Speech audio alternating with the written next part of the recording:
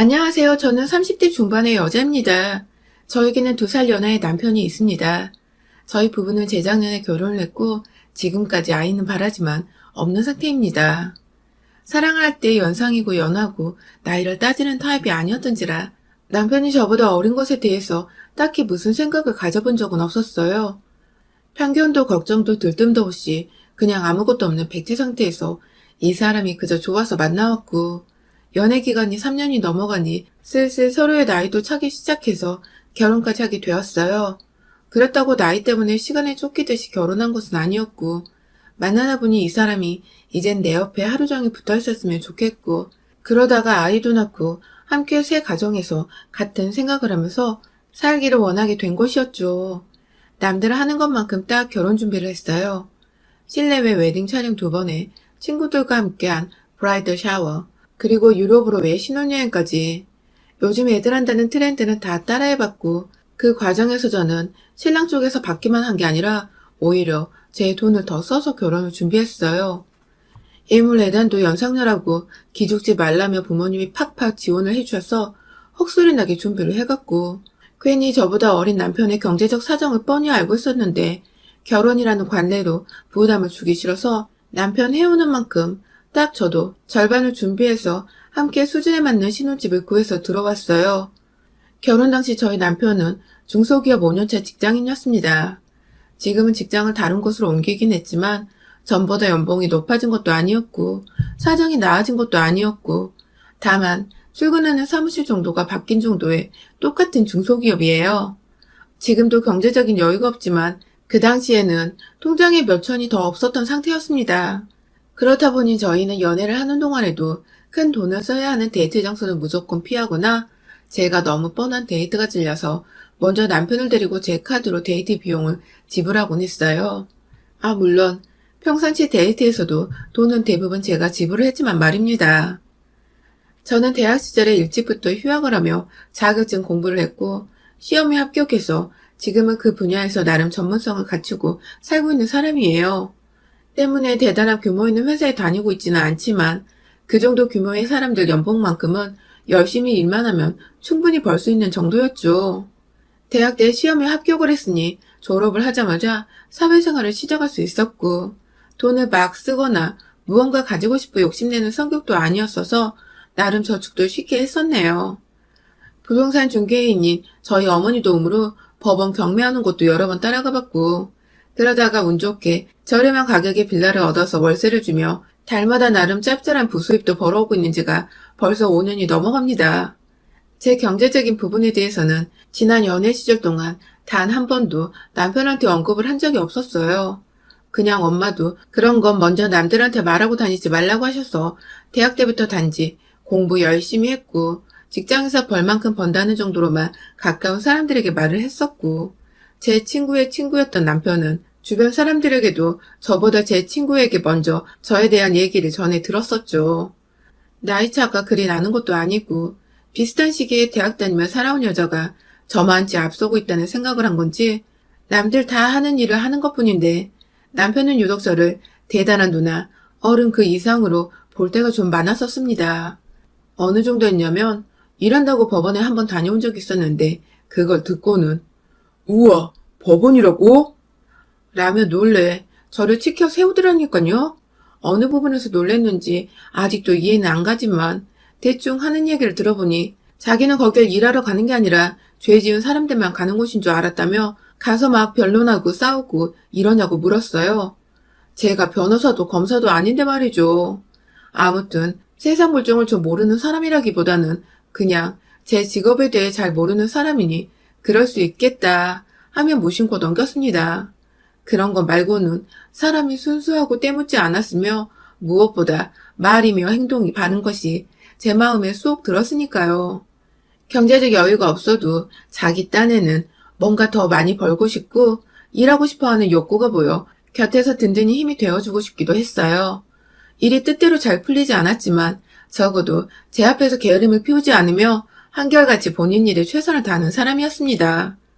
그렇다 보니 저도 결혼하고 1년 반이 지나가던 얼마 전에 제가 부수입이 따로 있으니 그렇게 바락바락 애쓰면서 살지는 말자고 조금 여유를 가지고 나한테 기대기도 하고 내가 힘들면 또 기댈 수 있는 어깨가 되어달라고 남편에게 말을 꺼냈고 남편은 조금 놀란 눈치였지만 알게 모르게 자신이 가졌던 돈에 대한 부담감이 조금은 줄어들었는지 이내 활기를 되찾았어요. 아니 정확히 말하면 와이프보다 그래도 명색의 남편인 본인이 돈도 더 벌고 좀 더 성공해야 하지 않을까 하는 부담을 가지고 있다가 이젠 정말로 와이프는 넘사벽이구나 싶었던 것 같아요. 그래서 진짜로 부부로 살갑게 다정하게 지내는 것 말고는 경제적인 부담을 완전히 지우겠다고, 아니 포기를 하겠다고 생각을 한 것이죠. 다행히 회사를 갑자기 그만둔다거나 저한테 카드를 빌려달라는 등의 극단적인 상황은 일어나지 않았어요. 제가 막장 드라마를 너무 많이 봤나 싶더군요. 남편은 오히려 자기도 열심히 살아서 살림의 보탬이 될 거라며 일도 열심히 했어요. 이렇게 딱 좋았는데 문제가 생겼어요. 남편이 저한테 들은 얘기를 마음대로 시댁에 전해나 보더라고요. 마음대로라고 할 수도 없는 것이 저도 어쨌든 이 집안의 며느리고 남편에게는 배우자니까 당연히 가족인 시댁의 며느리의 재정 상태가 생각보다 안정적이라고 말을 할 수는 있었죠. 하지만 문제는 저희 시댁은 그 소리를 듣고 가만히 있을 시댁이 아니었던 것입니다. 아니나 다를까 그 얘기를 하고 얼마 안 있어 저희 시누이가 연락이 왔어요. 저희 시누이로 말할 것 같으면 정말 할 말이 너무 많은데요. 연하인 남편을 만났다 보니 남편의 누나였던 시누이는 저와 동갑내기 친구였습니다. 밖에서 만났어도 친구가 되고 싶다는 생각을 일도 안 했을 정도의 그런 성격을 가진 친구였어요. 남편과 연애를 2년 정도 했던 때에 어쩌다 남편의 동네 카페에서 데이트를 하다가 시누이를 처음 만나게 되었어요. 조금 늦은 비교적 날이 좋은 늦가을이었던 걸로 기억하는데 롱패딩을 껴입고 나타난 시누이를 보고 기겁을 했었죠. 가뜩이나 카페 안에 열기로 가득 차 슬슬 덥다고 여겨지던 참이었는데 제 눈에 시누이는 너무 갑갑해 보였기 때문입니다. 그래도 처음 본 사람한테 옷지적을 하는 건 꽤나 제게도 꼴불과 같이 느껴져서 한마디도 안 했고 오히려 남편의 누나였기에 내심 잘 보이고 싶은 마음에 살갑게 대했어요. 남편이 둘이 동갑이라고 하니까 저도 편하게 좀 대해보려고 우와 친구 생겼다 반가워 하면서 즐겁게 싱글벙글 웃어보였는데 아니 우리 시누이는 일부러 그랬는지는 모르겠지만 그 소리를 듣더니 저한테 정색을 하면서 누가 친구야? 이러는 겁니다. 결혼 얘기가 오갔을 때도 아니었고 단순히 남자친구의 누나였고 제게는 그냥 남 같은 사람이었는데 벌써부터 시누이 짓을 해보려고 한 건지 제 말에 무안을 주더니 결국 그 소리를 하더라고요. 보통 여자는 결혼하면 남자는 식구들한테 말 안 놓는다고. 그건 동갑이라도 갖춰야 할 예의라고 말이죠. 안무랑궁이었어요. 진짜 저요? 이런 시누이가 꼴보기 싫어서라도 아쉽지만 남편과 결혼을 진짜 하지 말아야겠다는 극단적인 생각도 했었답니다. 뭐 결국은 제가 집안에 똥이 있는 줄을 알면서도 남편이 좋아서 시집을 와버렸지만 말이죠. 아무튼 첫 만남에 무안을 주면서 친구라고 가까이 대하는 제게 존댓말을 팍팍 쓰며 거리를 두던 시누이에게 저는 아직도 함께 존댓말을 쓰며 그 흔한 동갑내기 사이에 대화 한 번을 해본 적이 없었어요. 식구들이 시댁이나 저희 집에 다 같이 모이더라도 이제는 기어코 본인이 혼자서 제게 말을 놓으며 윗사람인 마냥 절 대하기 시작했죠. 그냥 가볍게 누구누구야 하면서 부르는 건 기본 중에 기본이었고 야, 너 등의 기분 나쁜 지칭부터 시작해서 해달라는 것도 많아졌고 시키는 일도 많아졌어요. 하다 지는 지 엄마가 혼자 식탁에서 밥을 차리고 있어도 꼼짝 않고 TV만 보고 있으면서 며느리인 저한테는 야, 수저 좀 놔드려 하면서 시어머니 마냥 굴었죠. 괘씸하고 열을 받는데 그렇다고 시댁에서 시부모님 앞에서 치고받고 싸울 수도 없는 노릇이고 제 성격 많이 죽었다면서 일부러 참고 또 참았습니다. 그랬던 시누이인데 제가 빌라 월세를 주고 있다는 소리를 남동생한테 듣고는 또 귀신같이 무슨 바람이 불었는지 저를 찾아봤더라고요. 미리 사전 약속을 잡고 나타난 것도 아니고 그냥 대뜸 혼자 지나가다 생각나서 들렀다는 개소리를 하더니 현관 바로 앞에서 전화를 하며 제가 집에 있는지를 물었어요. 당연히 그 시간 모두가 출근하고 있을 월요일 이른 오후에 아무도 집에 없었습니다. 하지만 시누이는 집 번호를 물어보며 안에 혼자 들어가 있겠다는 말을 하더라고요. 진짜 순간, 진짜 얘를 어째버릴까 하며 분노가 막 차올랐어요. 지금 당장에 오전에 집을 떠난 저조차 제가 집을 어떤 꼴로 만들고 나왔는지도 모르겠고 누가 나와 내 남편의 공간에 혼자 들어가 있는 거 더더욱 싫었는데 앞뒤에 미안하단 말도 안 하고 무작정 카페 갈 돈이 아깝다고 어차피 곧 퇴근하고 올 테니 먼저 들어가 있겠다며 뻔뻔하게 집 번호를 물어보는 신우이를 한 대 때려주고 싶었어요. 결국 저는 비밀번호를 알려주지 않았고요. 혹여나 싶어서 잠깐 생각을 하다가 남편한테 전화를 했는데 이미 통화 중이더군요. 네, 남편한테 전화를 해서는 비밀번호를 물었는지 남편은 그걸 또 그대로 가르쳐줬고 신우이는 이미 그 사이 제 집안에 들어가 있었던 것입니다.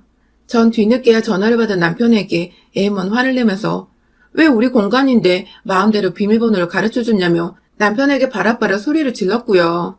남편도 뒤늦게야 자기가 실수를 했다는 것을 인정하고는 싹싹 빌었지만 소용없었어요. 이미 내 공간엔 내가 정말 싫어하는 신우이가 떡하니 들어가 있었으니까요. 남편한테 아무리 지랄을 해도 남편은 회사에 있어야 했고 저라도 퇴근을 해야겠더라고요. 신우이가 집에서 뭐라고 있을지도 모르겠는데 남보다 못한 사이를 제 집안에 혼자 떡하니 두고 싶지가 않았어요. 집 있다는 소리를 하자마자 집에 찾아온 곳을 보면 목적도 그거일 텐데 혹여나 무식하게 집문서 찾겠다고 집안 장롱을 다 뒤지진 않을까 하는 섣부른 걱정까지 하느라 일이 손에 잡히질 않았어요. 결국 저는 그 아까운 반차를 오후가 돼서야 뒤늦게 내고는 후딱 집으로 향했죠. 다행히 집에서 별일은 없었습니다. 신우이는 그 사이 냉장고를 맘대로 털어서 거실에 김치찌개까지 한삼 차려 먹고 있었고 생각보다 제가 일찍 집에 들어오자 당황했는지 후다닥 현관에 벗어둔 지 양말을 가져다 신더라고요. 그날 신우이는 본인이 왜 왔는지 말은 안 했고 다만 계속 저한테 은연중에 돈을 벌고 싶다는 돈이 궁해 죽겠다는 말을 자꾸만 꺼냈어요. 속이 훤히 들여다보이는데 상대해 주기가 너무 싫었어요. 몇 번 얘기를 들어보니 그게 다 돈 얘기고 그중 원룸 하나가 딱 있었으면 좋겠다는 말이 결국 나왔습니다. 결국은 저한테 원룸 하나 싸게, 아니 공짜로 받아보면 안 되나 그걸 떠보려고 온 것 같더라고요. 그 나이에 결혼도 못하고 부모님 집에 얹혀 살고 있는 게 본인이 생각해도 딱했나 보더군요. 하지만 전 일절 무시를 했습니다. 제 원룸을 하나라도 신우이한테 주고 싶은 마음이 눈꽃만큼도 없었습니다. 그냥 아무것도 남편 말고는 서로에게 엮이고 싶지가 않은 사람이었으니까요.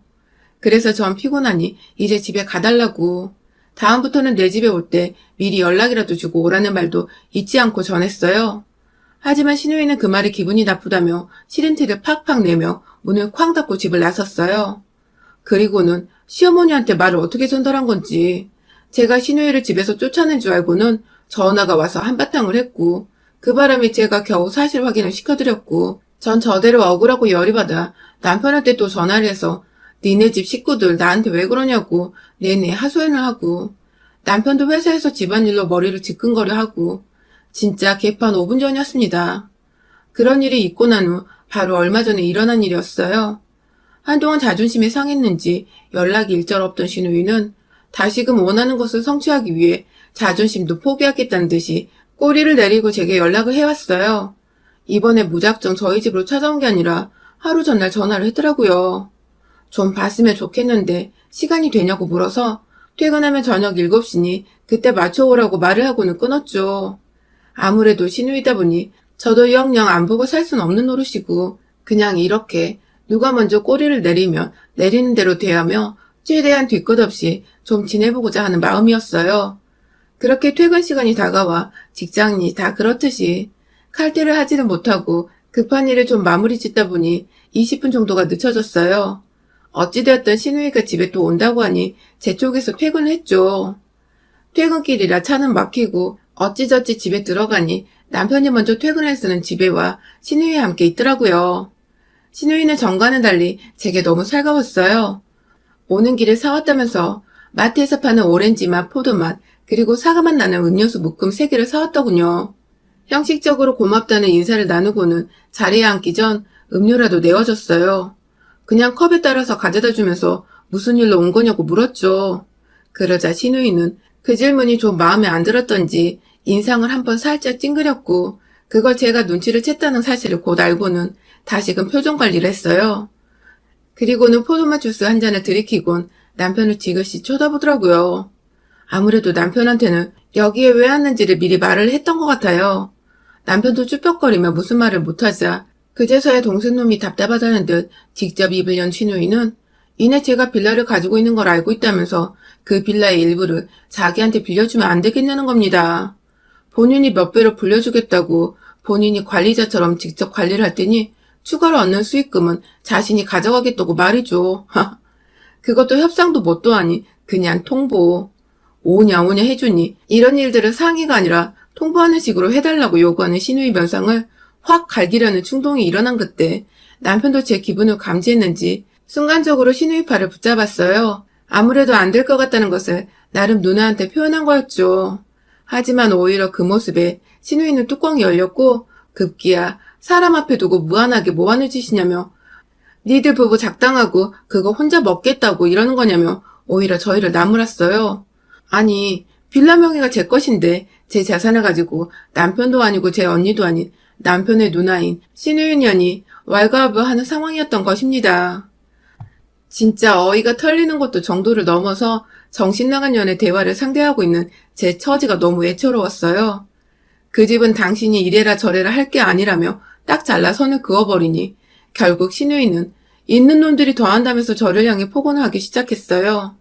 하다 자기 남동생이 옆에 떡하니 서 있는데 연계를 좋아하는 나이 먹은 여우라고 하며 저와 남편의 관계를 아주 더러운 꼴로 만들어버렸고 이윽고 남편을 향해서는 너도 네 와이프 돈 말고는 볼 거 없었던 거 다 안다면서 빌라를 가지고 있다고 꼬셔서 넘어간 거 이해할 테니 이제라도 이혼하라며 부부 사이에 갈라섬을 종용했죠.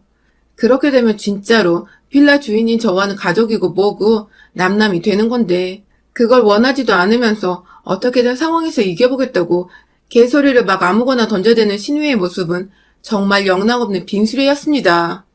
아주 텅텅하는 깡통소리가 손만 대면 날 정도로 빈수레였어요. 하지만 전 그냥 넘기기엔 심한 소리를 너무 많이 들어 마음의 상처, 아니 화가 느껴졌어요. 혼자서 화를 내다가 분을 못 이기고 제자리에서 일어나 두 손에 주먹을 꼭 쥐고 저와 남편을 싸잡아서 인신매매하는 사람이 너네보다 너그럽고 인자하겠다며 입꼬리를 올리며 비꼬는데 그 순간 저도 진짜 그 얼굴을 더는 보고 싶지 않더라고요. 순간 주변을 살폈는데 제 눈에 식탁 위에 올려진 음료수들이 보였어요.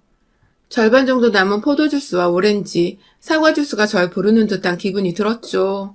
그리고 전 그들의 응답에 부응이라도 하겠다는 듯 흐뭇한 미소를 지어 보이곤 부엌으로 가 뚜껑이 살짝 열려있는 포도주스를 손에 쥐고는 정말 순식간에 5초도 채 안 되는 그 시간 안에 음료수통에 든 음료수를 콸콸콸 신우이한테로 부어버렸습니다. 으아! 하며 주스 테러를 피하다 끈적한 과일 주스에 미끄러져 물개가 바다로 뛰어들어가는 모습과 흡사할 정도로 철컹철컹 하더니 급기야 넘어진 신우이는 바닥에서 남편을 향해 빨랑 수건을 갖고 오라며 소리를 질렀고 포도주스를 다 쏟아부은 저는 이내 오렌지 주스 한 병을 또 따서는 보라색과 노란색의 아름다운 색깔들이 형형색색 제 집 거실 바닥에 펼쳐지도록 신우이를 향해 허공에 날려버렸죠. 청소는 뭐 평소에도 청소해주시는 도우미를 한 달에 몇 번씩은 불러서 구석구석까지 꼼꼼히 닦는 터라 제 힘 안 들이고 치울 방법은 얼마든지 있었습니다. 다만 신우이는 청소할 방법은 없었는데 신우이는 제풀에 힘이 꺾여 후다닥 화장실로 들어가더니 이내 그걸 다 씻어내면 집에 갈 때 쫄딱 물에 젖은 생쥐꼴이 된다는 것을 자각했는지 손과 얼굴만 약간 씻어내고는 짐을 싸서 집을 나서더군요. 가는 길은 택시를 탔는지 어쨌는지도 모르지만 아파트 베란다를 통해 내려다보니 어디로 숨어 빠져나간 건지 도통 사람이 보이질 않았고요. 아무래도 비상구 계단에 혼자 쭈그려 앉아있든 뭘 했든 시간을 보낸 것 같았어요. 그게 참회의 시간이었는지 복수를 다짐하는 시간이었는지는 모르겠지만 말입니다. 그러게 평소에 사람한테 좀 잘하지. 평소에도 버르장머리 없게 굴더니 뭐 필요해서 부탁하러 오는 순간에도 그 버릇, 그 태도를 못 고친 신우이는 정말 지가 뿌린 것들에 대한 업보처럼 이 모든 일들을 당한 것 같아서 전 일말의 미안함도 느끼지 못했고요. 신우이도 그런 지가 쪽팔렸는지 지금껏 몇 달이 지나도 연락이 없네요. 여러분의 생각은 댓글로 남겨주세요. 오늘도 시청해주셔서 정말 감사합니다.